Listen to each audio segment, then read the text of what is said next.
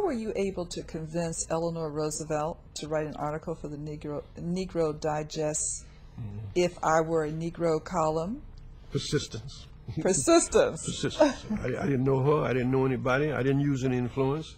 I just sat down and wrote a letter and asked her, would she write this article? Because at that time, it was during the war, white people giving black people all kinds of advice about go slow, don't press for equality now, wait until the war is over. So I was thinking to myself, now, if they were black and they had children, would they want to wait until the war was over until their children could have a quality education? I said, I don't think so. So I asked them to write a letter. If I were a Negro, what would you do?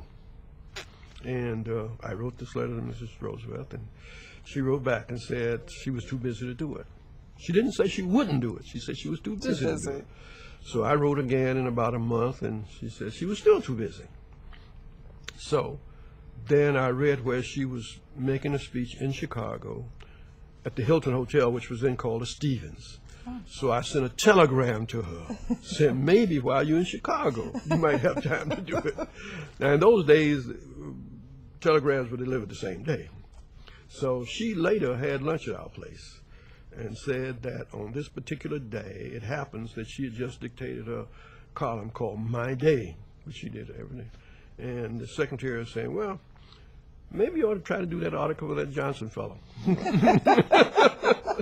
So she dictated the article, and what it said is, if I were a Negro, I would have great bitterness. She said, but I would also have great patience.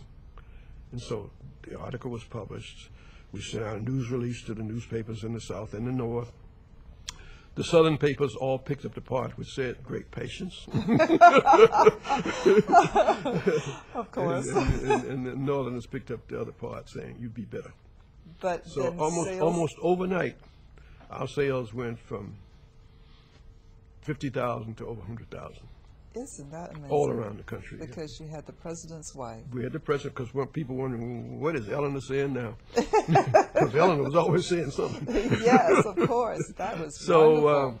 So that was the turning point. And it was persistence. You know, if I stopped short of any of those letters or telegrams, I wouldn't have gotten it. That's right. Sounds like persistence right from the beginning, though. Yeah. You know.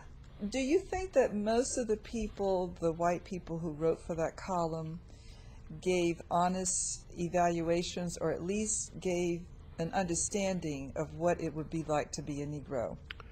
I like to feel it was understanding. Understanding. I think they for the first time, because I only sent it to liberal white people now. Yes. I didn't send it to any racist white people. I see. I sent it to Marshall Field. Yes. No, I selected people who were known and who had expressed some liberalism. Yes. And I paid them $15 apiece. And they all kept the money except Marshall Field. I mean, all spent the money except, they all kept the money except Marshall Field, who spent his money. He had the most money of anybody, and then he spent it. And I said, well, maybe that's why he has money. That's probably true.